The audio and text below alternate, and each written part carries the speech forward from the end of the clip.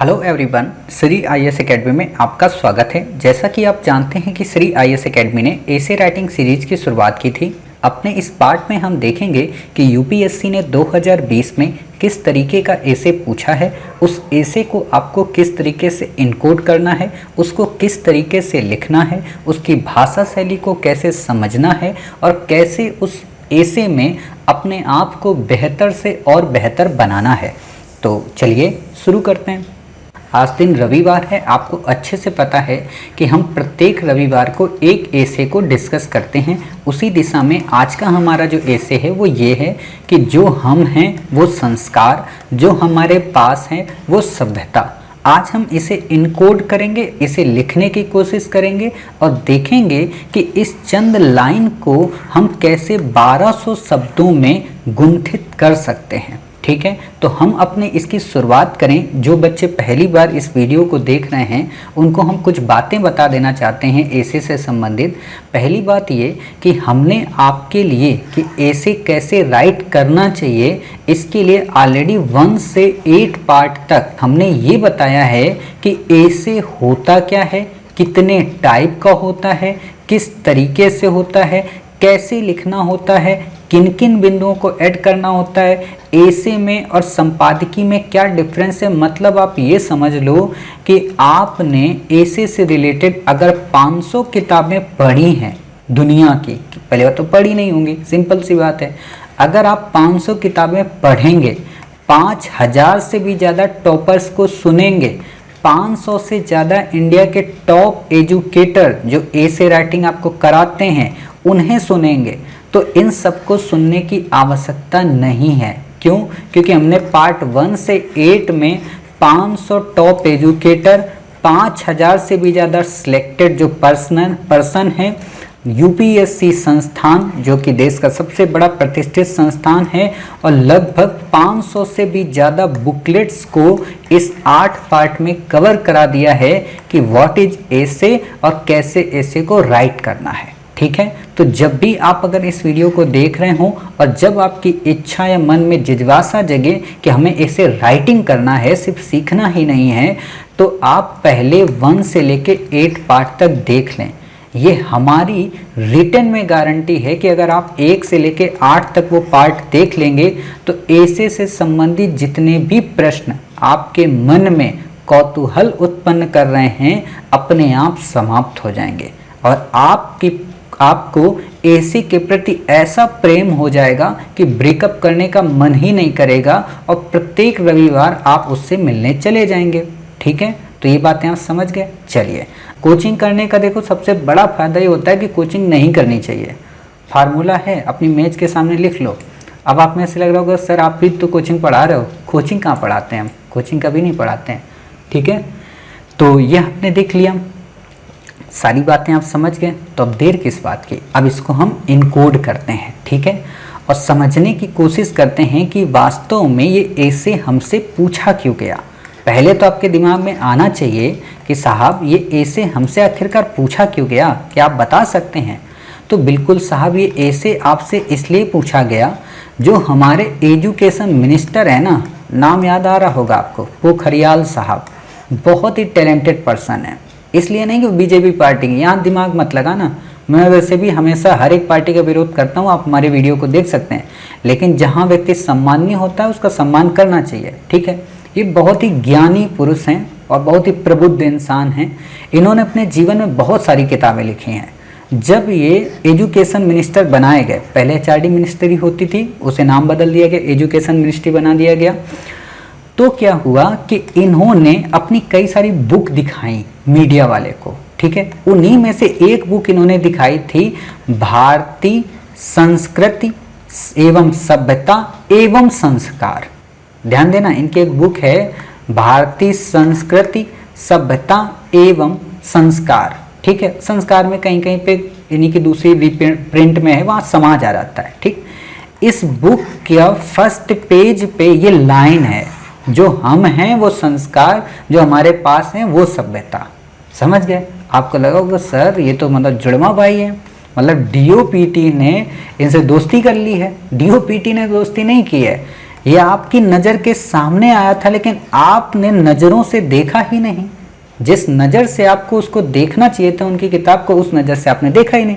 खैर कोई बात नहीं, देखने की ज़रूरत भी नहीं है कि रोज़ इतनी सारी किताबें आती हैं। ठीक, इम्पॉर्टेंट क्या है? इम्पॉर्टेंट है बस एक कंटेंट। हमने इसलिए आपको बता दिया ताकि आप में से कुछ बच्चे हैरान रहते हैं ना कि यूपीएससी अपने घर से बना देती है आंसर। बिल्कुल भी नहीं, जो बुकलेट पब्लिश होती हैं उन्हीं को वो बेस बना के हर एक चीज़ बताती है। ठीक है, चलिए इतनी बातें अब आप समझ गए। अब देर ना करें, अब इसको इनकोड करें।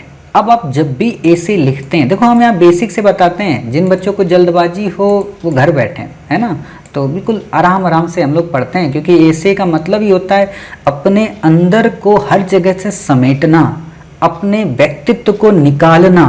ठीक है, तो जो होगा अंदर वही तो निकलेगा बाहर। फिर आप लोग कहते हैं कलम नहीं चलती है, तो क्यों नहीं चलती ये भी आपको पता है। ठीक, तो क्या है कि वास्तव में ऐसे है क्या, जब भी हम ऐसे ये देखते हैं ना ऐसे तो हमें ऐसे लाइन कर लेना चाहिए कॉपी में। जब पेपर आपका आता है ना तो ऐसे लिख लिया, देख लिया करें कॉपी को। बाकी हमने बता दिया है, पार्ट 1 से 8 तक बता दिया कैसे आपको क्या करना होता है। ठीक है, हालांकि हम यहाँ बताना चाहते हैं बेसिक थोड़ा सा, वो ये आप इसको देख रहे हैं, क्या यहाँ कहीं पे भारत नाम दिया है? नहीं दिया। क्या यहाँ पे किसी समाज का जिक्र है? नहीं है। क्या यहाँ किसी सभ्यता का नाम है? नहीं है। क्या यहाँ पे विश्व के किसी देश का नाम है? नहीं है। यानी कि न भारत है, न समाज है, न सभ्यता है, न विश्व है। तो मतलब क्या है? मतलब है ये सार्वभौमिक है, यानी कि इसकी सीमाएं अनंत हैं। ये भारत से शुरू होकर विश्व की ओर उन्मुख हो सकता है, ये विश्व से शुरू होकर भारत की ओर उन्मुख हो सकता है। इतनी बातें आपको ध्यान आ गई, मतलब दिमाग अब खुल गया, बिल्कुल लाइट जल गई कि भाई अब हमें जो लिखना है ना वो केवल और केवल इंडिया पे सीमित होकर नहीं लिखना है। अब हमें केवल और केवल भारतीय समाज को देखकर नहीं लिखना है। बच्चे यही गलती करते हैं कि भारतीय समाज में संस्कृति ऐसी है, भारतीय समाज वैसा है, ऐसा नहीं लिखना है।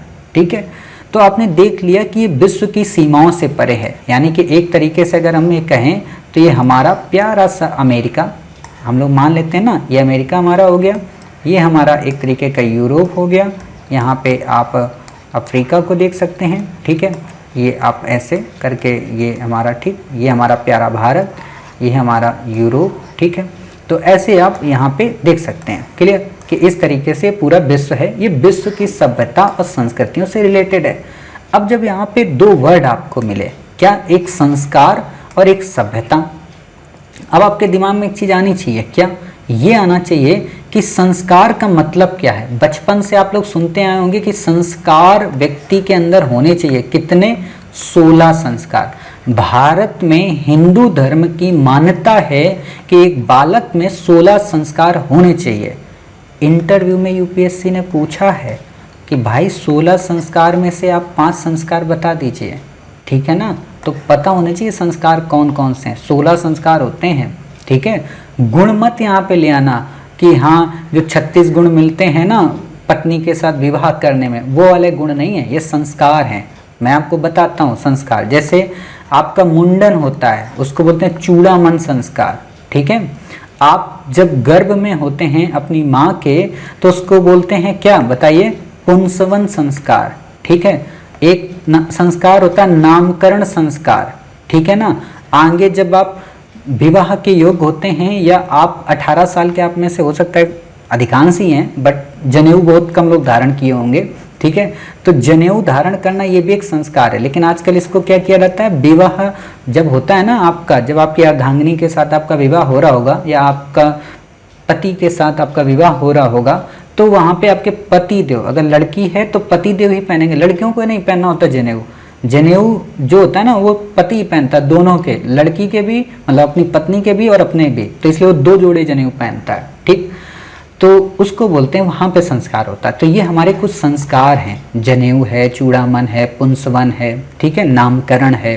ठीक, फिर 5 साल बाद इसका बच्चे का बर्थडे होता है ना, मतलब मुंडन। 5 आपके यहाँ होगा अलग अलग रिवाज, हर जगह अलग अलग है, मतलब कल्चर, तो इसको संस्कार बोलते हैं। ठीक, तो ये संस्कार आपको पता होने चाहिए कि ये संस्कार होते हैं। अब यहाँ पे ध्यान देना, क्या ये जो संस्कार हैं केवल 16 तक सीमित हैं? या ये 16 जो संस्कार हैं कुछ बताते हैं, व्यक्ति के अंदर नैतिकता को प्रस्फुटित करते हैं, उस बालक में नैतिकता का रसपान कराते हैं, उसे इथिकली परिपक्व बनाते हैं और उसे समाज में जीने योग्य बनाते हैं। कहा जाता है ना कि अरे वो बच्चा ना बहुत ही मक्कार नालायक टाइप का बच्चा है, उसके अंदर संस्कार तो है ही नहीं। और जब लड़की देखने जाते हैं, अरे भाई वो तो बहुत संस्कारी लड़की है, वो रूप से भले ही थोड़ी बहुत ऊपर नीचे हो लेकिन संस्कार तो उसमें कूट कूट कर भरे हैं। कैसे संस्कार? संस्कार का मतलब जब वो आपसे मिलने आई तो घूंघट किए हुई थी, जब वो आपसे मिलने आई तो ज़्यादा मेकअप नहीं था, जब वो आपसे मिलने आई तो ज़्यादा महंगे कपड़े और ज़्यादा डेकोरेशन में नहीं थी। मतलब लड़कों के लिए भी यही होता है ना। जैसे कुछ बच्चे होते हैं ना, देखते हो आप, मतलब अपने आप को इतना अच्छा बनाने के चक्कर में इतने फूहड़ लगने लगते हैं।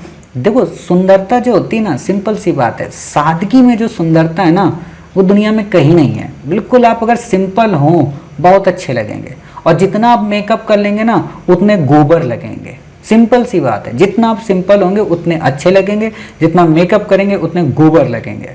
और संस्कार तो इम्पोर्टेंट है आपकी वाणी से, आपके कामों से। आप बताइए, अंबानी साहब दिखने में हैंडसम हैं, सलमान खान लगते हैं? बिल्कुल नहीं लगते हैं, वही पुरानी शर्ट जैसी मिल जाए पहन रहे हैं लंबी चौड़ी। केजरीवाल साहब को देख लो, कैसे भी कपड़े मिल जाएं, लेकिन संस्कार अच्छे हैं। इन लोगों में संस्कार अंदर अच्छे हैं। बिजनेस करने का संस्कार है, राजनीति करने का संस्कार है, लोगों से बातचीत करने का संस्कार है। यानी कि संस्कार क्या है? हमारे जो पास है। ऐसे पढ़ा रहे हैं, ये मत सोचना कि हम विषय से भटके हुए हैं। कंटेंट आपको दे दिया है, कंटेंट आप उसको पढ़ेंगे उससे हो जाएगा, लेकिन सोचना है आपको। एग्जाम हॉल में थोड़ा ना कोई कंटेंट देने आएगा, हम आपको बता रहे कि कोई चीज़ कैसे पॉइंट निकाले जाते हैं कंटेंट के लिए, ठीक है।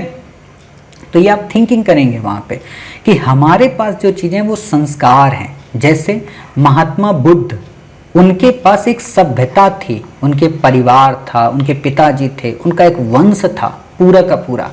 लेकिन उनको संस्कार कहाँ से मिले? उनको संस्कार मिले जब उन्होंने देखा एक वृद्ध व्यक्ति को, जब उन्होंने चिता को देखा, जब उन्होंने उस 5 कौंडिन्य के पास गए तो उनको संस्कार पता चला। आप देखेंगे कि बौद्ध धर्म में कई सारे संस्कार हैं, पवरन नामक त्यौहार है, ठीक है। तो ये संस्कार ही तो हैं एक तरीके से। यानी कि संस्कारों का संबंध हमारे व्यक्तित्व से है और सभ्यता का संबंध हम जहाँ रहते हैं। समझना, संस्कारों का संबंध हमारे व्यक्तित्व से है, सभ्यता का संबंध जहाँ हम रहते हैं। यानी कि संस्कार एक व्यक्ति की अवधारणा है, यानी कि संस्कार एक व्यक्तिगत अवधारणा है और सभ्यता एक भौगोलिक अवधारणा है। समझना, अब ये टॉपिक पर ही आ रहे हैं, ठीक, इतनी बातें समझ गए। यानी कि सभ्यता एक आवास है और संस्कार उसका एक निकेत। इन्वायरमेंट पढ़ते हो ना आप, वहाँ पे इको टोन पढ़ते हो आप, तो वही चीज़ है कि सभ्यता एक आवास है तो संस्कार उसका निकेत, ठीक है।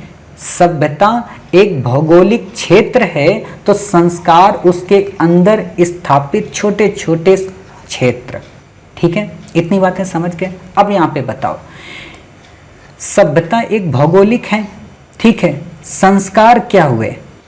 व्यक्ति के। तो आप बताइए, एक सभ्यता के अंदर क्या एक ही संस्कार होगा? बहुत सारे संस्कार होंगे, क्योंकि बहुत सारे व्यक्ति होंगे। यानी कि विभिन्न संस्कारों से मिलकर, विभिन्न संस्कारों से मिलकर एक सभ्यता का निर्माण होता है। अब यहाँ पे थोड़ी देर के लिए रुको, थोड़ी देर के लिए।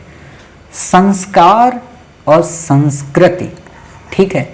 संस्कारों से किसी समाज की संस्कृति का निर्माण होता है, उस समुदाय के विचारों का निर्माण होता है, उस समुदाय की समाज के प्रति नैतिकता का निर्माण होता है, और उन्हीं नैतिकताओं, उन्हीं विचारों से एक सभ्यता का स्वरूप बनता है। जब आप एंसेंट इंडिया पढ़ते हैं, वहाँ हड़प्पा पढ़ते हैं, हड़प्पा सभ्यता पढ़ते हैं ना, तो हड़प्पा सभ्यता से पहले क्या थी? संस्कृतियाँ थीं। संस्कृतियों से पहले क्या था? पाषाण काल था। पाषाण काल से पहले क्या था? पूरा पाषाण काल था। और पूरा पाषाण काल से संस्कृत के मध्य क्या था? संस्कार। जब लोगों ने आग को जलाना, उपयोग में लाना सीख लिया, जब लोगों ने आग के माध्यम से जीवन शैली को बदलना सीख लिया, जब लोगों ने पका भोजन खाना सीख लिया, तो हम कहने लगे वो संस्कारी हो गए। असभ्य थे, बर्बर थे, लेकिन उनको ज्ञान हुआ, ज्ञान की प्राप्ति हुई, तो वो संस्कारी बन गए। और उनके छोटे छोटे संस्कारों ने उनके समुदाय को एक संस्कृति में तब्दील कर दिया, और उन संस्कृतियों ने मिलकर आगे चलकर एक सभ्यता का स्वरूप विकसित कर दिया। यानी कि संस्कृति वास्तव में एक छोटी अवधारणा है और सभ्यता उसका एक विस्तृत स्वरूप। हो गया ना? इतना ब्रॉड कॉन्सेप्ट आपका, इतनी बातें क्लियर हो गई। यानी कि संस्कार कैसे संस्कृति से और सभ्यता तक पहुंचती है, ये कहानी आप समझ गए। चलिए, इतनी बातें आप समझ गए। अब यहाँ पे एक बात बताइए, अभी हमने क्या बताया? संस्कार। संस्कार अच्छे भी हो सकते हैं, बुरे भी हो सकते हैं।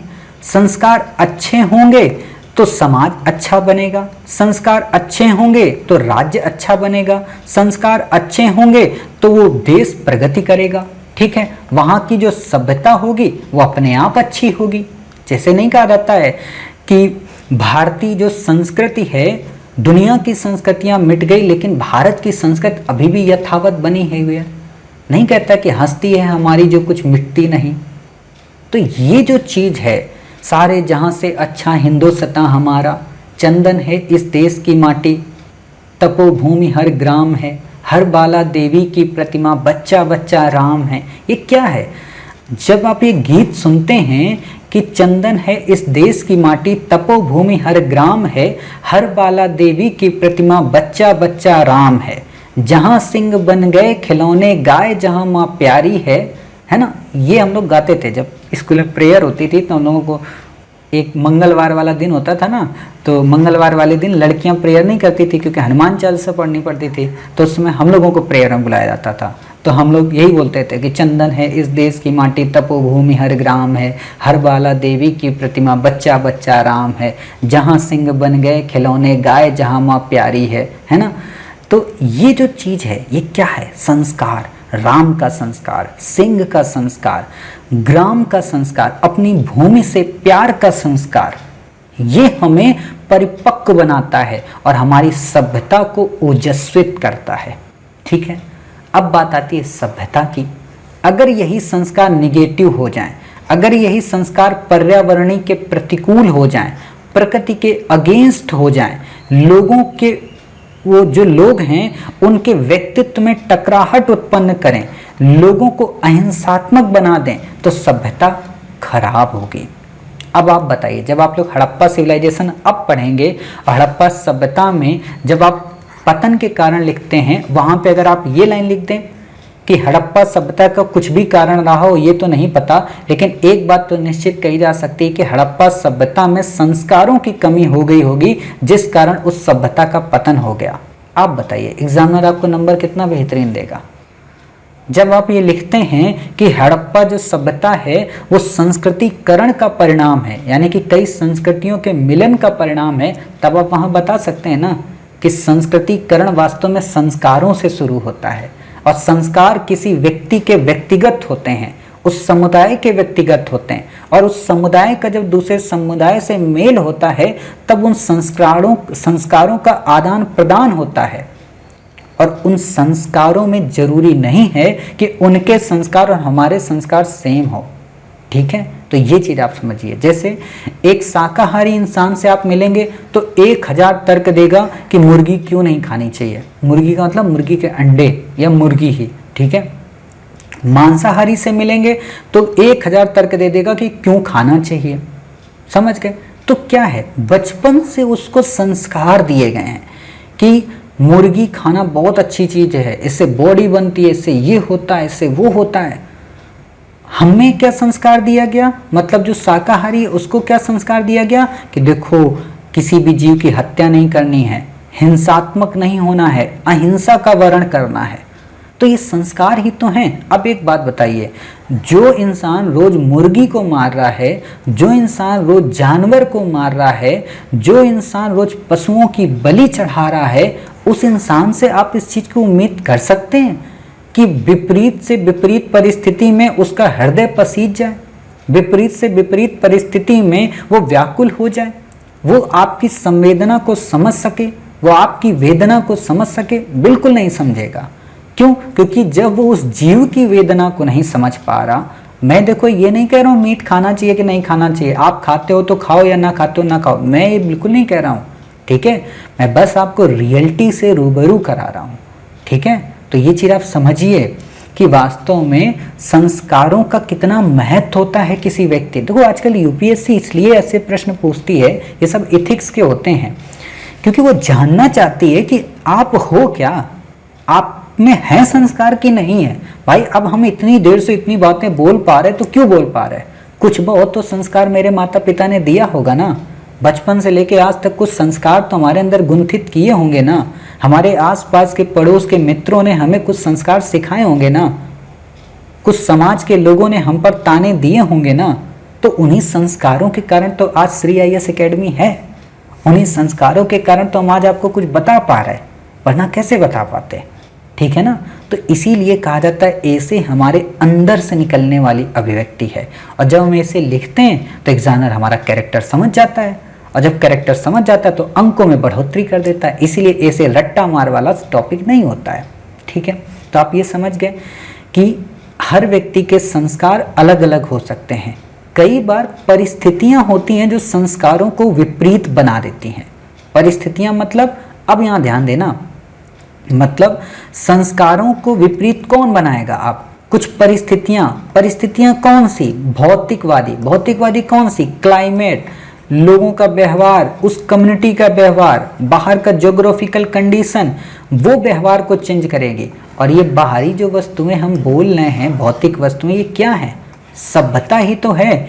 यानी कि कई बार सभ्यता संस्कारों का विनाश कर देती है।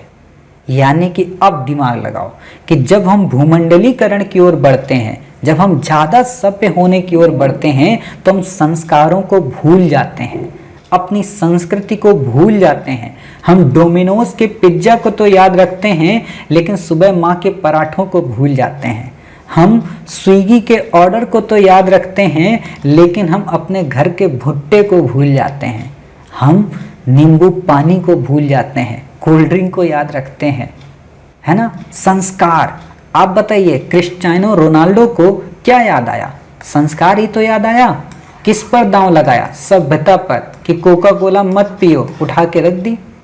उठा के रखी नहीं कि अरबों में नुकसान हो गया कंपनी का। क्या था? संस्कार। मतलब कितनी ताकत है संस्कार में, सोचो।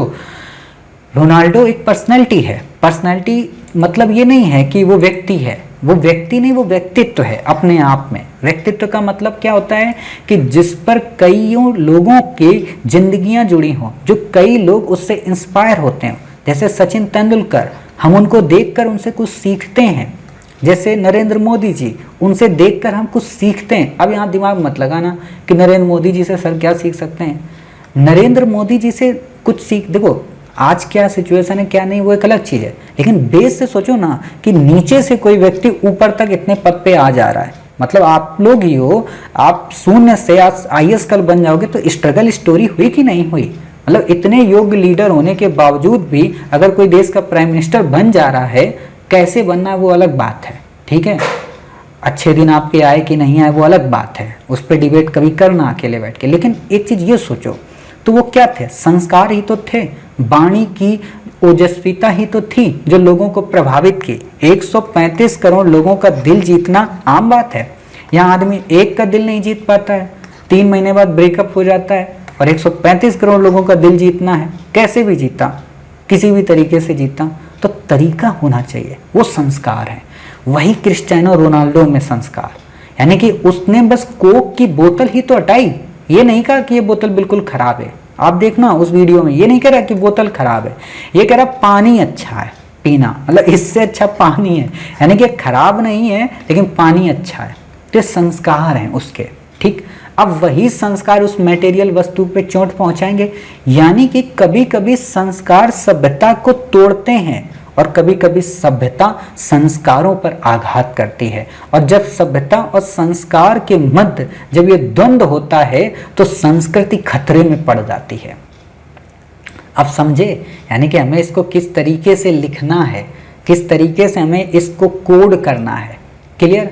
यानी कि अब आप पूरा इसका कंटेंट समझ गए कि आखिरकार ये कहना क्या चाह रहा। अब आपके दिमाग में आया होगा, ठीक है सर, इतना तो आप बता दिए कि जो हम हैं वो संस्कार हैं, जो हमारे पास हैं वो सभ्यता है। शुरुआत कैसे करें? शुरुआत कहीं से भी आप करो कि संस्कार, संस्कृति और सभ्यता वास्तव में ये किसी समाज की एक कुंजी है, ऐसे आप शुरू कर दो। या आप ऐसे एक लाइन ऊपर ही लिख दो यहाँ पे कि संस्कार व्यक्ति की व्यक्तिगत अवधारणा है जबकि सभ्यता भौतिक अवधारणा है। संस्कार व्यक्ति के संस्कृति से संबंधित होता है जबकि सभ्यता का विकास भौतिकता से होता है। ठीक है, संस्कार व्यक्ति को गुणी बनाती है और सभ्यता व्यक्ति को विलासी बनाती है।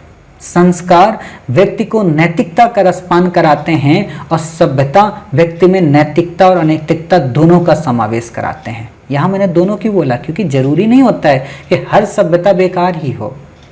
कुछ सभ्यताएं अच्छी हैं। 6ठी शताब्दी का जो ईसा पूर्व में जो सभ्यता आई, लौह प्रौद्योगिकी का उपयोग हुआ, एग्रीकल्चर को प्रमोट किया, पुरातन व्यवस्था को छोड़कर नवीन व्यवस्था की ओर हम आए और जो छोटे छोटे संघ होते जो छोटे छोटे जन होते थे वो जनपद में बदल गए, जो जनपद थे वो महाजनपद में बदल गए, जो महाजनपद थे वो साम्राज्यों में बदल गए, जो साम्राज्य थे वो राष्ट्रों में बदल गए और राष्ट्रों के बाद अलग अलग क्षेत्र बन गए, साम्राज्यवाद आने लगा।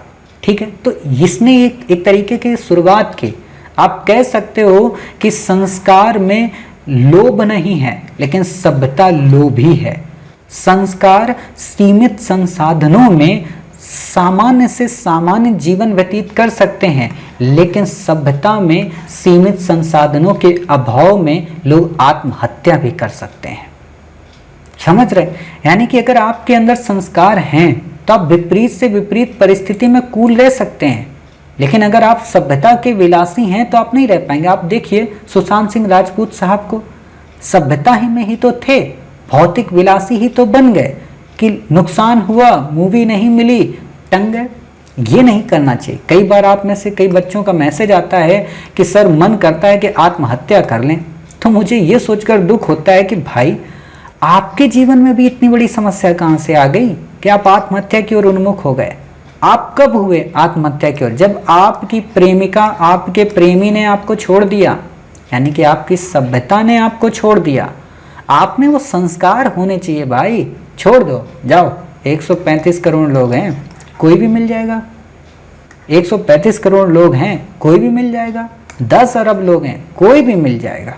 तुम कोई थोड़ा ना चांद से आई हो, तुम कोई थोड़ा ना सलमान खान हो अपने आप में कि तुम्हारे बिना हमारी जिंदगी अधूरी है। अपने आप को ऐसा बना लूंगी, अपने आप को ऐसा बना लूंगा कि गूगल पे सर्च करोगे, अपने बच्चे को टीवी पे बताओगे कि बेटा ये जो है ना, बेटी ये जो है ना, ये हमारे साथ पढ़ती थी, ये हमारे साथ पढ़ता था। ये एटीट्यूड होना चाहिए। और ये कहाँ से आता है? संस्कार से। यानी कि संस्कार व्यक्ति के व्यक्तित्व निर्माण की प्रथम पाठशाला है।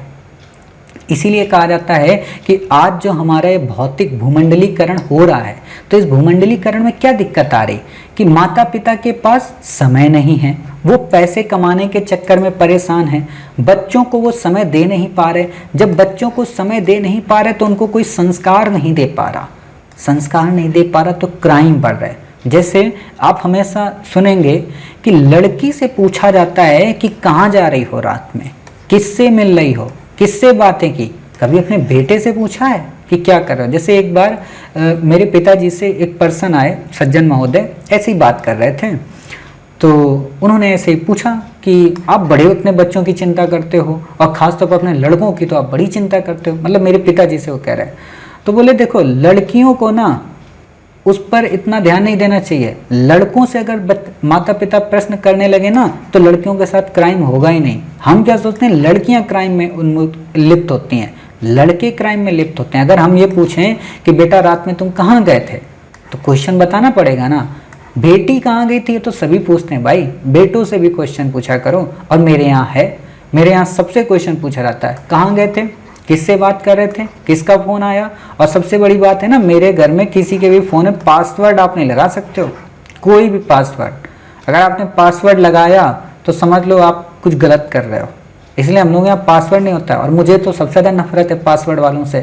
पासवर्ड वालों से इतनी नफरत है कि फ़ोन देख के मन करता है तोड़ दो उसको।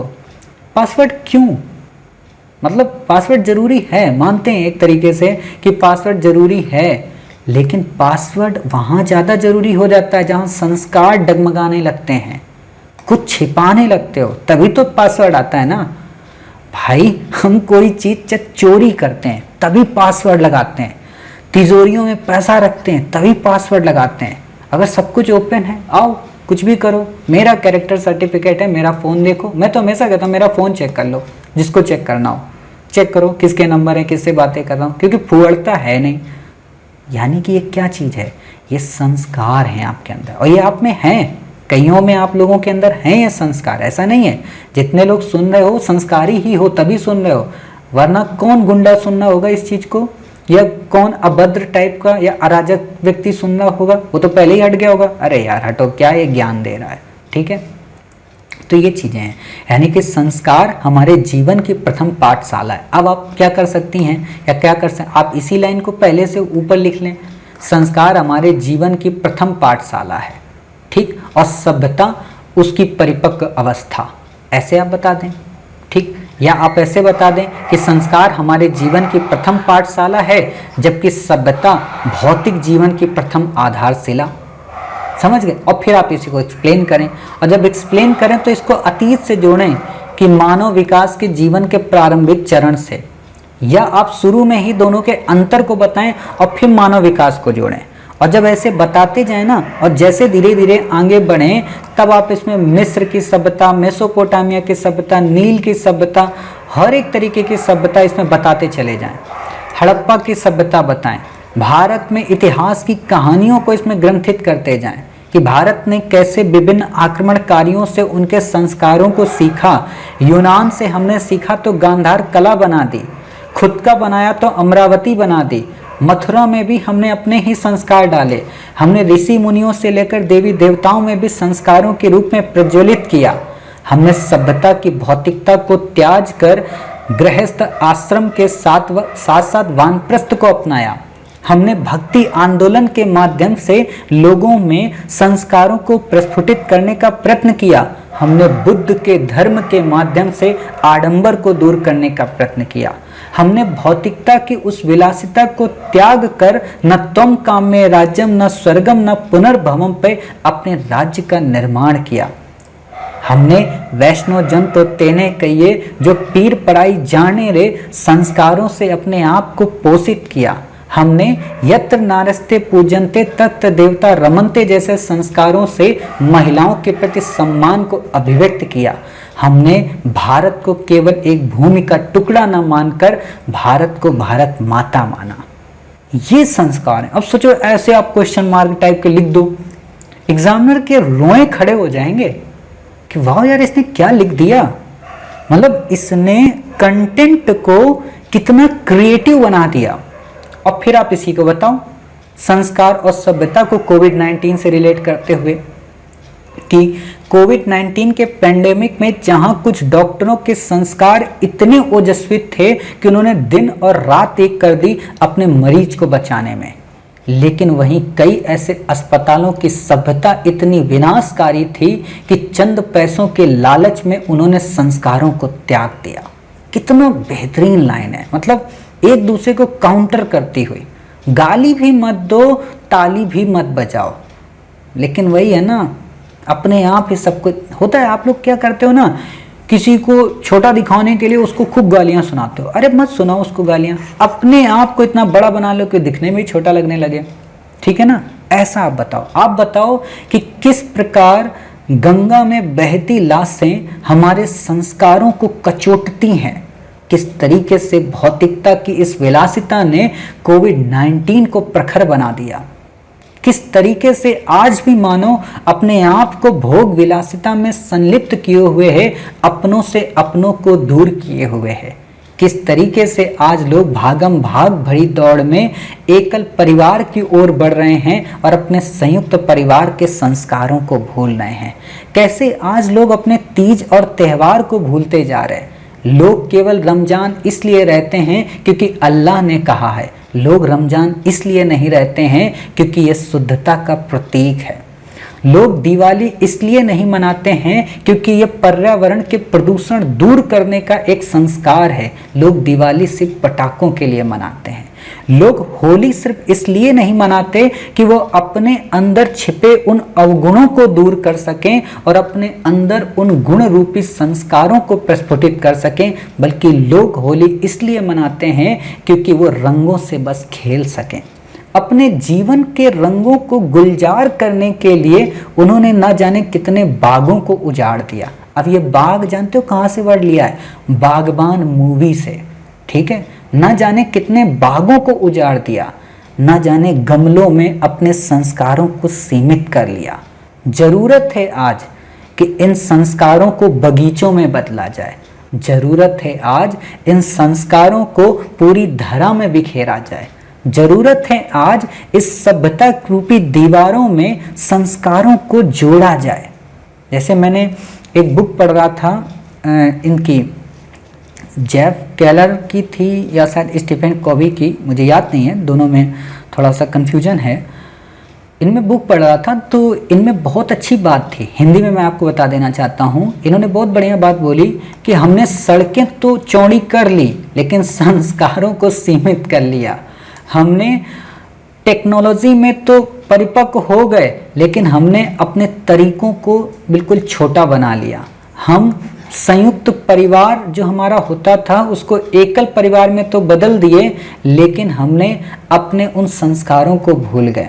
हम त्योहारों को भूल गए, हम रीति रिवाजों को भूल गए, हम अपनी परंपराओं को भूल गए।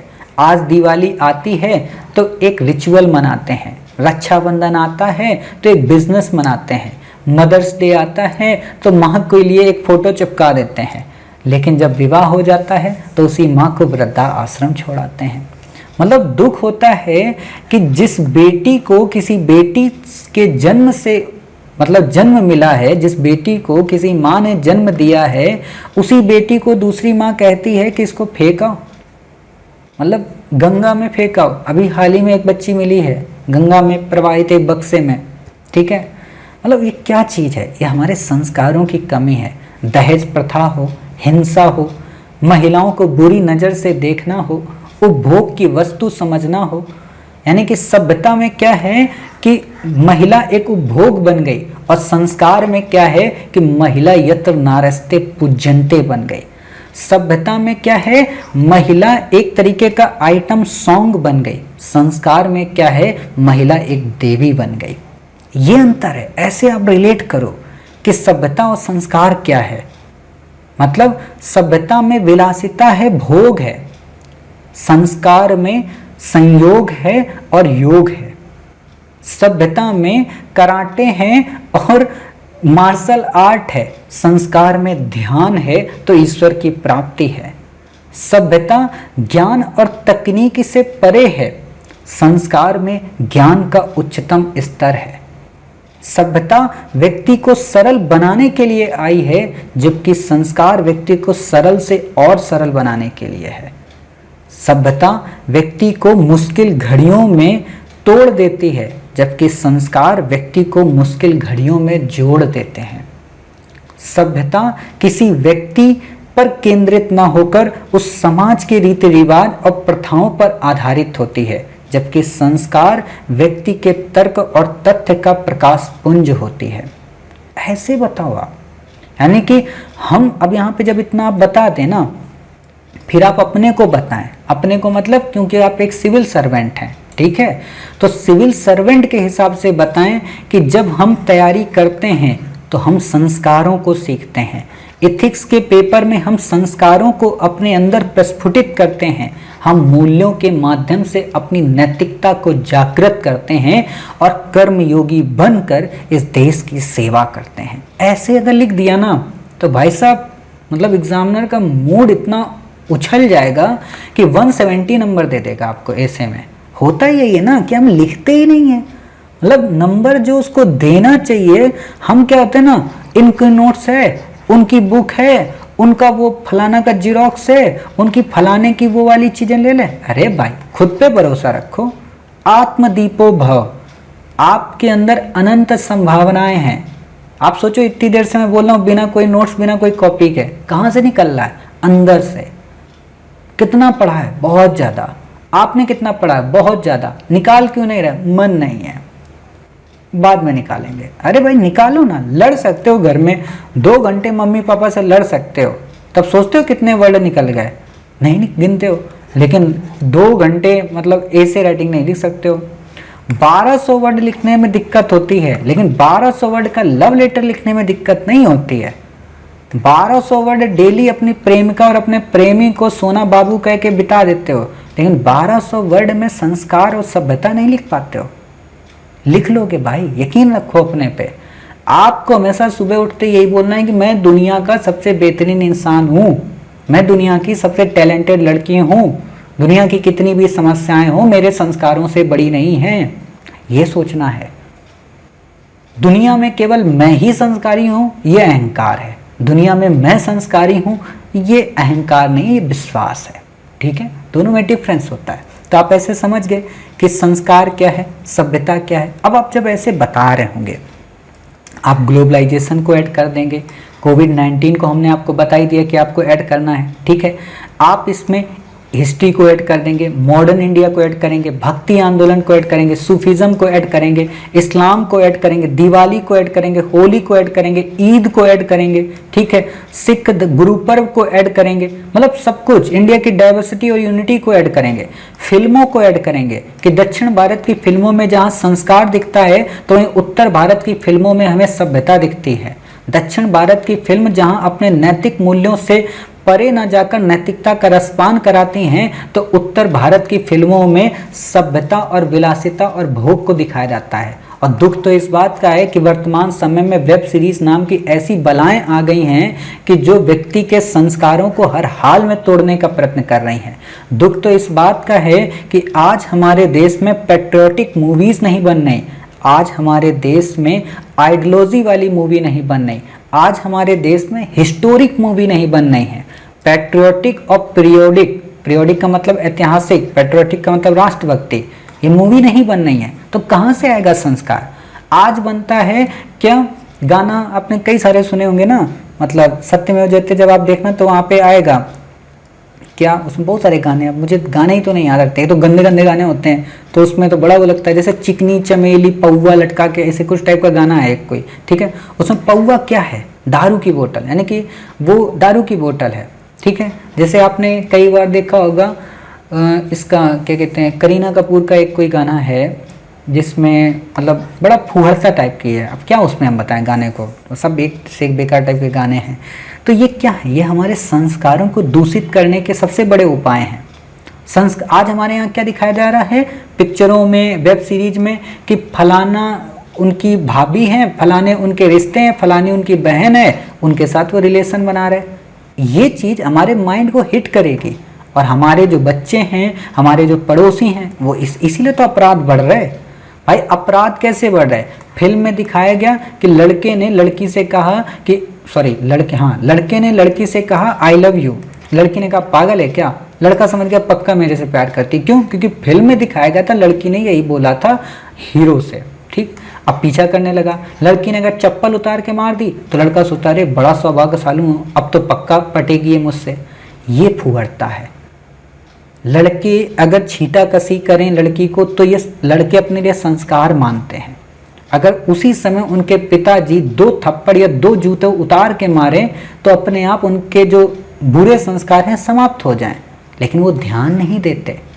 कई बच्चे मैंने देखा है कि नवरात्रि में माता का व्रत रखेंगे और रास्ते में आ रहे होंगे तो समझ सकते हैं कितने गंदे गंदे अभद्र कमेंट करते हैं। तो ये कोई संस्कार थोड़ा ना है, ये सभ्यता है।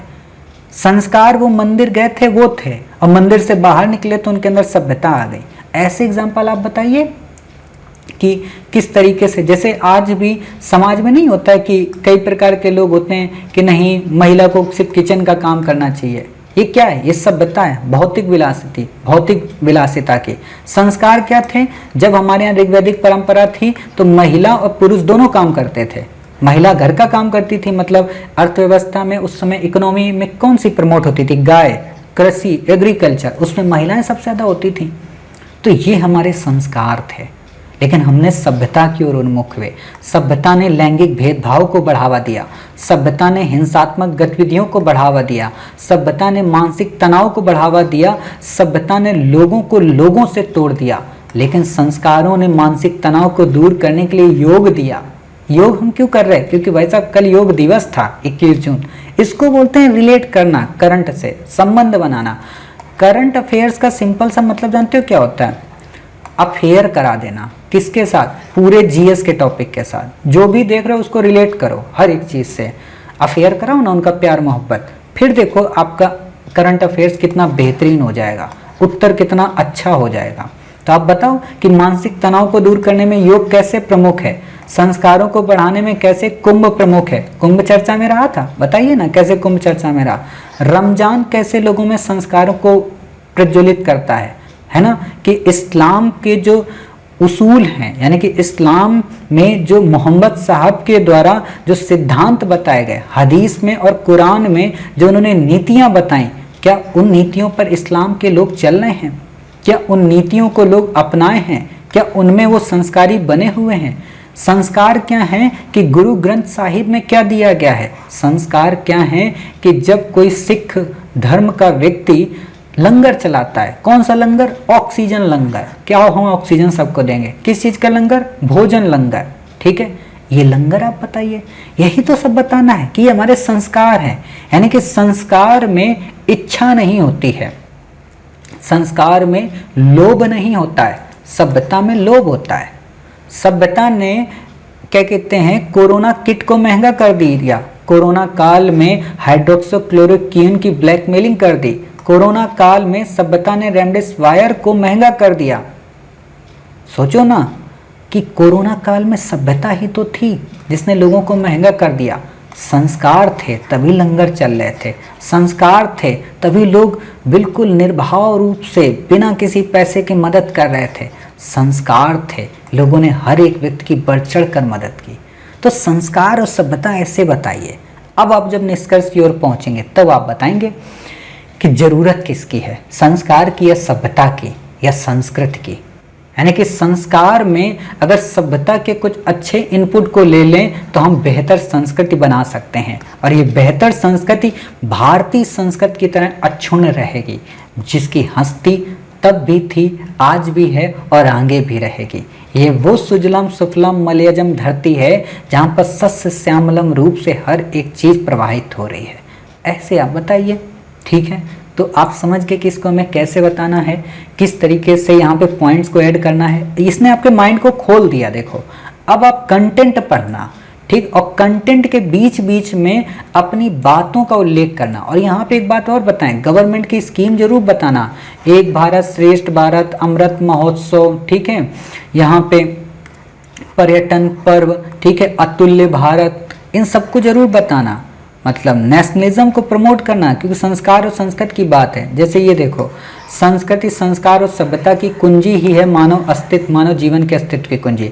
आप इस लाइन को बताइए और यहीं से शुरू करिए सभ्यता और संस्कार को, और यहाँ पे निगेटिव इम्पैक्ट, पॉजिटिव इम्पैक्ट सारे आप बता देंगे। जब आप कंटेंट पढ़ेंगे ना, हमने बहुत कुछ दे दिया है। देखो ये सारी चीजें हमने आपको बता दी अभी, खान पान, रहन सहन, मकान, रोड, ठीक है, सभ्य और असभ्य की व्यवहार, लोगों की बातचीत। सभ्यता मस्तिष्क से चलती है तो संस्कार दिल से, ठीक है। तो इस चीज को आप देख सकते हो। देशों की सभ्यता भिन्न भिन्न हो सकती है, लेकिन संस्कार उनमें सब में एक हो सकते हैं, ठीक है। एक समय पूरे विश्व की सभ्यता एक हो सकती है, लेकिन संस्कार का एक होना इतना संभव नहीं। संस्कृत का संबंध संस्कारों से है, संस्कार हमारे अंदर होते हैं, ठीक है।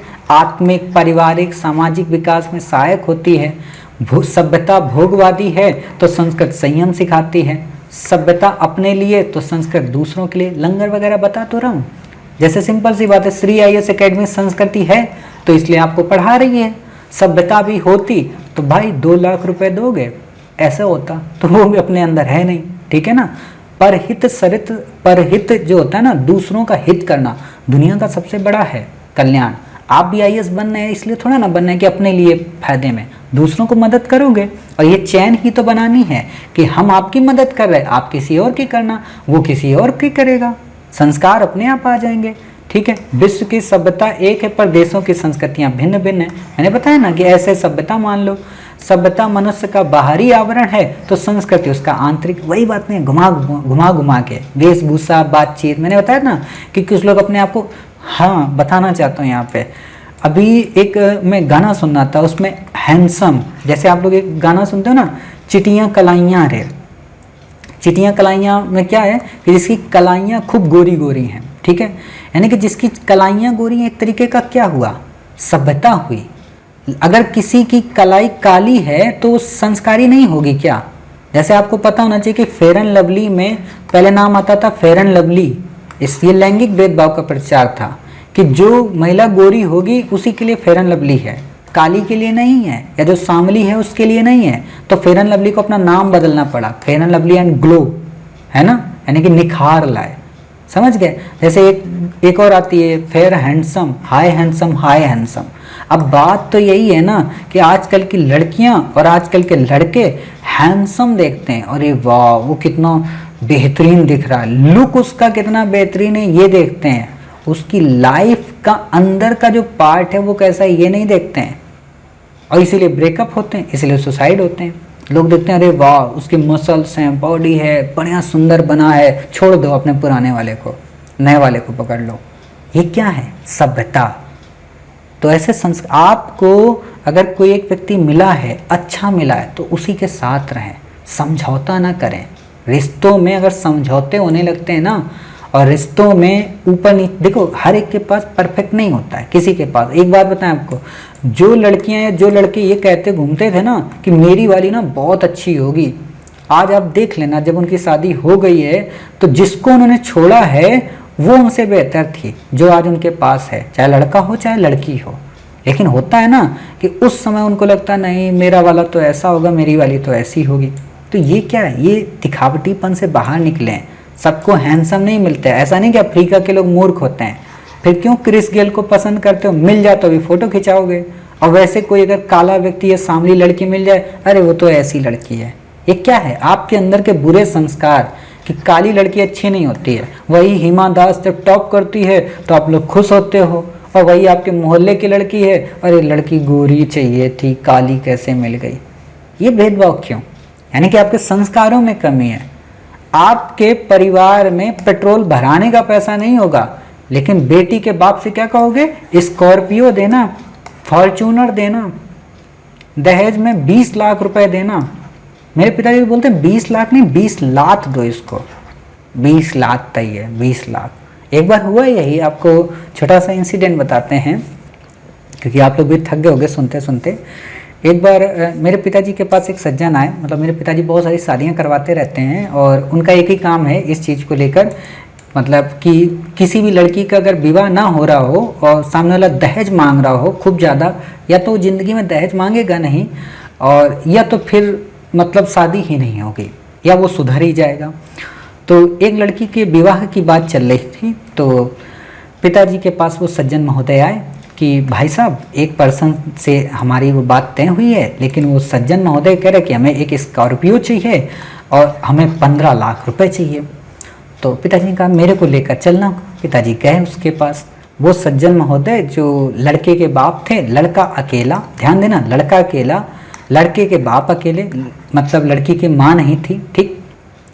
काफ़ी बड़ा घर था, घर में एक छोटी सी मोटरसाइकिल थी, ठीक है, ये हीरो की स्प्लेंडर। पिताजी बता रहे थे कि हीरो की उसके पास गाड़ी थी, ठीक। जब पिताजी गए तो जो सज्जन महोदय थे लड़के के बाप, बूढ़े थे, एजेड थे, मतलब 50 के ऊपर थे, 55 के आसपास, लेकिन बालों में डाई लगाए हुए थे, बेहतरीन मुच्छें काली किए हुए थे, मतलब अपने आप को जवानी का रौब दिखा रहे थे, ठीक। पिताजी जब पहुंचे तो पिताजी ने ऐसे पूछा, अच्छा पिताजी डायरेक्ट हिट करते हैं जब गलत नहीं है, व्यक्तित्व देखो, आपका व्यक्तित्व अगर मजबूत है ना तो डरना किसी से नहीं चाहिए ज़िंदगी में। पिताजी ने डायरेक्ट उससे पूछा कि क्या बात है भाई साहब, आपने 15 लाख रुपए मांगे हैं इनसे? तो बोला हाँ, इसमें क्या दिक्कत है, बेटी तो दे रहे हैं। तो पिताजी ने पूछा आपका बेटा कितना कमाता है? बोला 30,000 रुपये कमाता है पर महीने का। पिताजी बोले देखो 15 लाख आप कह रहे हो और आप कह रहे हो कि एक स्कॉर्पियो चाहिए। पिताजी बोले हम आपको ना एक काम करते हैं, आपको हम गाड़ी कौन सी देंगे बताइए? वो बोला कि कौन सी देंगे? बोले फॉर्च्यूनर आपको देंगे, ठीक है, हम आपको स्कॉर्पियो नहीं देंगे, फॉर्च्यूनर देंगे, लेकिन 2 शर्त है, फॉर्च्यूनर कभी भी खड़ी नहीं रहनी चाहिए, मतलब इस पर पेट्रोल भरा ही रहना चाहिए हमेशा। तुम्हारे बेटे के पास इतना पैसा है पेट्रोल भराने का? इनका व्यक्ति का दिमाग सन्न हो गया। फिर बोले काम करो, शीशे है तुम्हारे घर में बड़ा? बोले हाँ है। जाओ शीशे के सामने खड़े हो जाके और वहाँ पे बोलो 15 लाख रुपए चाहिए मुझे, देखना तुम्हारा चेहरा कैसा बकरी के जैसा लगेगा। वो बेचारा सज्जन निरुत्साहित हो गया, बोला भाई साहब हम शादी नहीं करेंगे आपके साथ, आपके मतलब आप बड़ा बदतमीजी टाइप का बातचीत करते हो। पिताजी बोले बदतमीजी क्या मतलब क्या है? मतलब आप बेटी का ब्याह कर रहे हो कि बेटी को खरीद रहे हो? मतलब 15 लाख, खुद पूरे जीवन में एक बाइक से बुलेट नहीं खरीद पाए और लड़के की शादी के लिए तुम्हें स्कॉर्पियो चाहिए, मतलब हद है। खाओ तो भी ऐसे खाओ पैसा मतलब कि बेकार टाइप का ना लगे। तो ये चीज़ उन्होंने डांटी। ये क्या था इस सज्जन के अंदर? इसके अंदर संस्कार ही तो नहीं थे। संस्कार होते तो बेटी को बहू मानता कि हाँ ये बहू है, हमारे घर को चलाएगी, हमारे वंश को चलाएगी, लेकिन ये सभ्यता से प्रभावित था, लोक लुभावन से प्रभावित था, संस्कारों से नहीं प्रभावित था। जैसे कि जब मैं बहुत छोटा था, क्लास 5 में पढ़ता था, तो मैं भी थोड़ा भौतिकतावादी चीज़ों में आ गया था। तो एक दिन क्या हुआ कि मैं भी क्रीम लगा रहा था। क्रीम होती है ना जो चेहरे पे लगाई जाती है, ये शायद क्लास 5 की घटना के आसपास की बात है। क्लास 5 में जब मैं था तो बच्चे लगा के आते थे क्रीम स्कूल में, बड़ा चिकने चिकने बन के। तो उस समय मैंने भी क्रीम लगाई चेहरे पे, शीशे के सामने खड़ा होकर बड़ी अच्छी क्रीम लगा रहा था। पिताजी मेरे पीछे से आए, ऐसे खड़े हो गए, बोलते हैं कि बेटा या तो तू आज सज ले या तो तू जिंदगी भर के लिए सजना चाहे तो सज ले।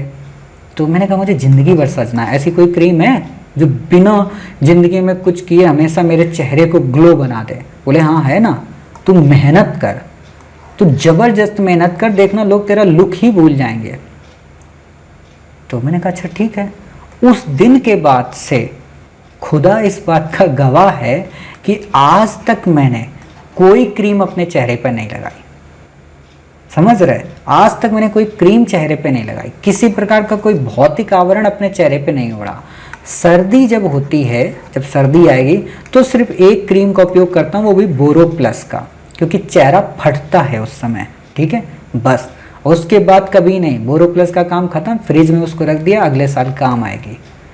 ये चीज़ है, यानी कि आप खुद ही जितना सजते हैं ना उतने मूर्ख लगते हैं। लड़कियां जितना सज के घूमती हैं ना उतनी फूहड़ लगती हैं, वो जितनी सिंपल रहें उतनी और अच्छी लगेंगी। और सबसे बड़ी बात है आपका व्यक्तित्व अच्छा हो, चरित्र अच्छा हो।